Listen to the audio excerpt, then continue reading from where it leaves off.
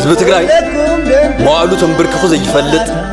ሳዕራይነቱ ዘረጋገጸ ወናን ወርቃዊ ታሪክ ምዃኑ እቲ ትግራይ ንኽትለምዕ ተባሂሉ ዓጽሚ ደም ሰማዕታት ዝተዘርኦም ኣኽራናት ሽንጥሮ እኖ ይምስክሩ።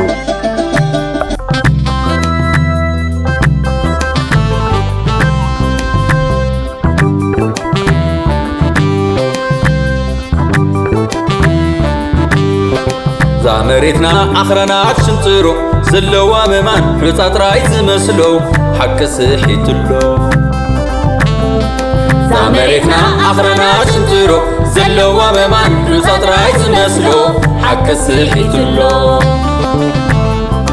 ዓዲ ትግራይ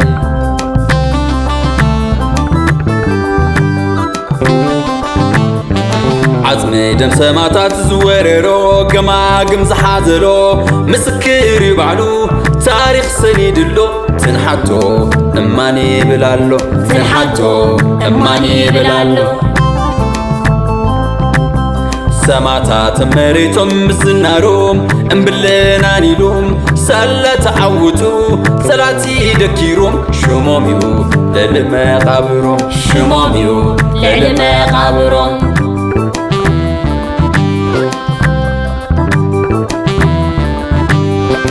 ዛ መሬትና ኣኽራናት ሽንጥሮ ዘለዋ መማን ሕፃጥራይ ዝመስሎ ሓቂ ስሒትሎ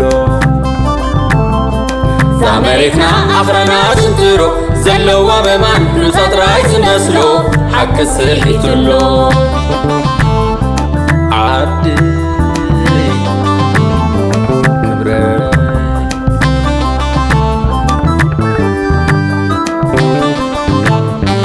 የለን ህዝቢ ትግራይ መዋዕሉ የሻል ዝበለሉ ኣሊሉን ዝመጾ የኽብደሉ ሸኽሙ ትግራዋይ ሃልዋቱ ብቅልጽሙ ትግራዋይ ሃልዋቱ ብቅልጽሙ ጀጋኑና ቃልሲ ተሞክሮ ነጥብ መቐይሮ ከምኡ ክንቅጽሎ ተተካትለና ደቅኹም ግድን እዩ ዓወትና ደቅኹም ግድን እዩ ዓወትና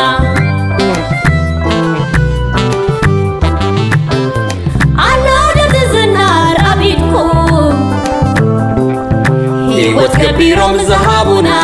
ዓጢቕና የለና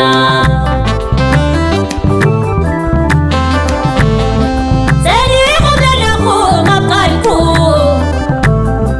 መስመር ህዝባውነት ክንቅጽሎ ማሕላ ይኹነና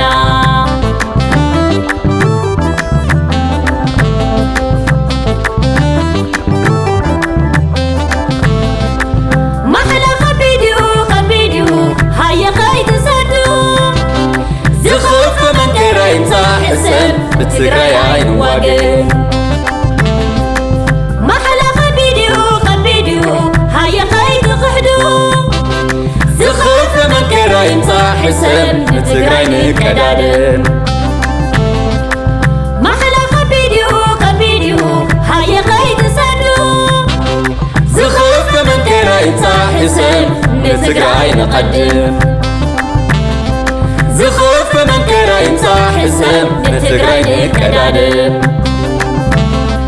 ዝኽፍ መንከራ ይምፃሕ ሰብ ንትግራይ ንቐድም